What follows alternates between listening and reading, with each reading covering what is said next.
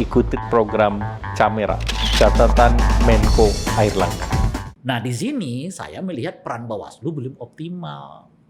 Oh, Karena kenapa gitu? Karena sampai saat ini data itu ditemukan oleh KPU bukan Bawaslu.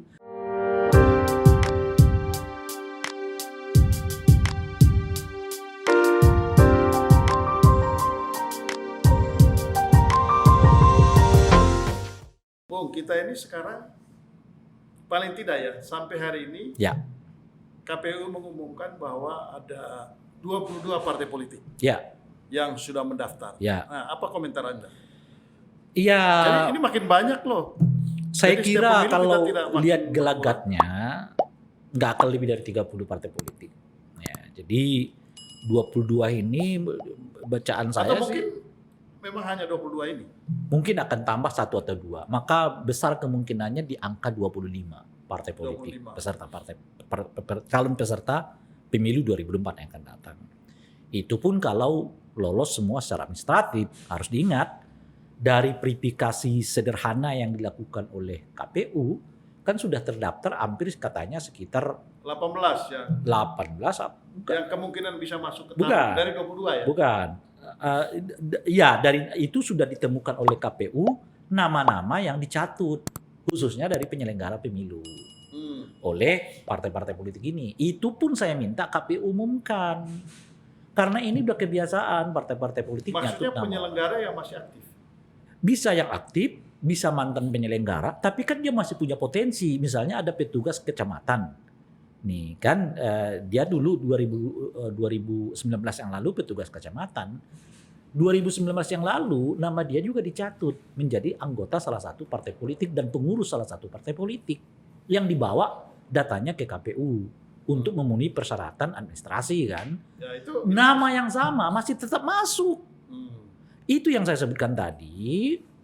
Ya, mestinya KPU umumkan, bukan dilindungi partai politik yang melakukan kejahatan seperti itu. Itu kan kejahatan, Bung Sebastian. Mencatut nama orang ya tanpa seizin yang bersangkutan. Itu adalah kejahatan. Mestinya ya tanpa harus diadukan pun ya hukum bisa ditegakkan kepada pelaku. Nah, sekarang KPU tanda kutip hanya mengumumkan terjadinya pencatutan tapi tidak mengumumkan partai mana saja yang melakukan pencatutan nama-nama orang itu masih orang penyelenggara pemilu. Kita belum tahu di luar penyelenggara pemilu mungkin nggak terjadi pencatutan nama-nama. Sangat mungkin penyelenggaranya aja dicatut, apalagi masyarakat secara umum. Nah di sini saya melihat peran Bawaslu belum optimal. Oh. Karena kenapa gitu? Karena sampai saat ini data itu ditemukan oleh KPU bukan Bawaslu. Ya. Kan yang mestinya begini nih harus diperkuat oleh Bawaslu. Nah, kalau sekarang KPU sudah menemukan puluhan nama yang dicatut ya, oleh partai politik dari penyelenggara pemilu, ya mestinya ditambahi oleh Bawaslu kalau Bawaslu menemukannya nama-nama warga yang ditemukan. Karena nggak mungkin kita secara spesifik mau lihat-lihat nama kita dicatut apa tidak kan, Bung Sebastian Salang gitu. Nah, itulah peran Bawaslu. Peran Bawaslu harus dilihat gitu. Bung Rey, kita kembali lagi. Dari paling tidak sampai hari ini kan nanti akan ditutup pendaftarannya sampai tanggal 14. 14. Ya kan?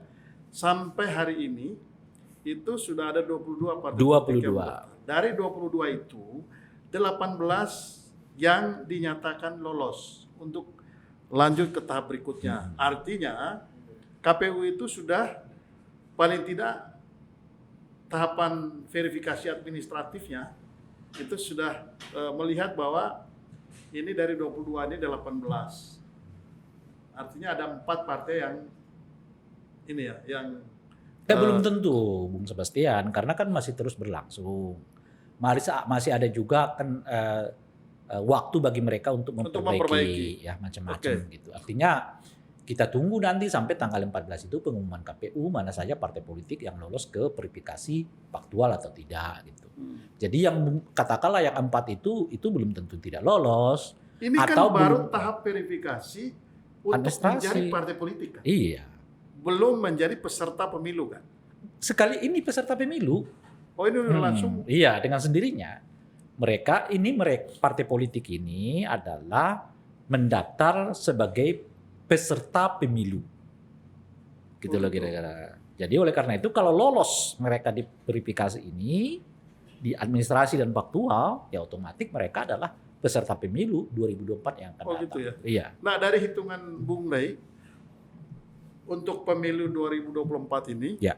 itu kira-kira berapa partai yang masuk? Ya saya nggak bisa menduga. Sekarang kan ada 18. Itu setidaknya administrasi. Iya, Saya ini kira kan akan baru administratif. saya kira akan bertambah. Mungkin sekitar 20 atau 22 bisa jadi. Dari 22 ini kan. Nah, persoalan kita kan sebenarnya selain administrasi itu nanti di faktual. Faktual, ya. Seberapa serius penyelenggara melakukan verifikasi faktual untuk memastikan bahwa memang partai-partai ini siap untuk ikut pemilu? Kalau itu kan memang serius. Dan KPU kan sudah buat metodenya. Meskipun sifatnya uji petik kan. Anda yakin itu serius? Ya setidaknya metode yang dipakai oleh KPU ini udah berkali-kali kita uji dalam pelaksanaan pemilu kita. Ini kan metode yang dikembangkan sejak tahun 2004. 2009, 2014, 2019, dan sekarang 2024 yang akan datang. Tapi kan dispute sering terjadi. Setiap kali pemilu selalu ada. Ya kan selalu kalau dalam teori sosiologi itu kan 2-3% itu sesuatu, kalau ada dispute-nya sesuatu yang masih bisa diterima. Nah, jadi dari sisi verifikasi baik administratif maupun faktual, menurut Bung Rey ini kita nggak ada masalah gitu. belum. Dari sisi tugas penyelenggaraan. Kita nggak tahu kalau kan faktualnya belum jalan. Gitu. Sekarang Dari pengalaman-pengalaman sebelumnya meyakinkan enggak, Bung Rey kalau bahwa metodenya iya, tapi apakah metodenya itu dilaksanakan atau tidak? Nah, itulah justru pertanyaannya. selama ini bagaimana? Ya, selama ini terjadi, tapi kan pertanyaannya ya petugasnya misalnya main-main aja. Jadi udah ditentukan ini satu partai politik ini daerah-daerah yang akan disurvei, di uji petiknya adalah di sini. Misalnya begitu. Tapi kan petugas yang dikirim belum tentu juga benar jujur. Ya, misalnya apakah nama dari ketua partainya ada atau tidak di tempat itu kan kita nggak tahu. Ya si petugas bisa aja mengatakan iya, sekretarisnya iya, kemudian bendahara iya ada, terus plakat partai politik ada, macam-macam dan seterusnya itu gitu. Jadi soal kejujuran petugasnya kan kita nggak tahu. Okay. Cuma kan laporannya ke KPU pusat ada gitu.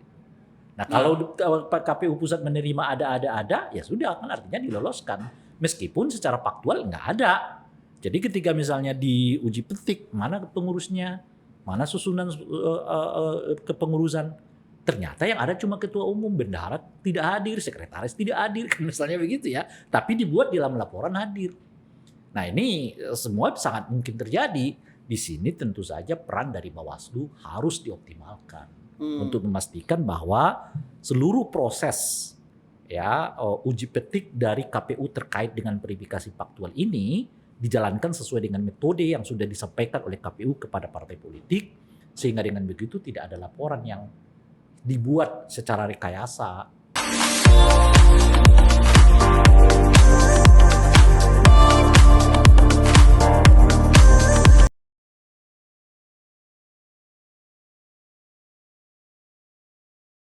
Ikuti program Camera, catatan Menko Airlangga.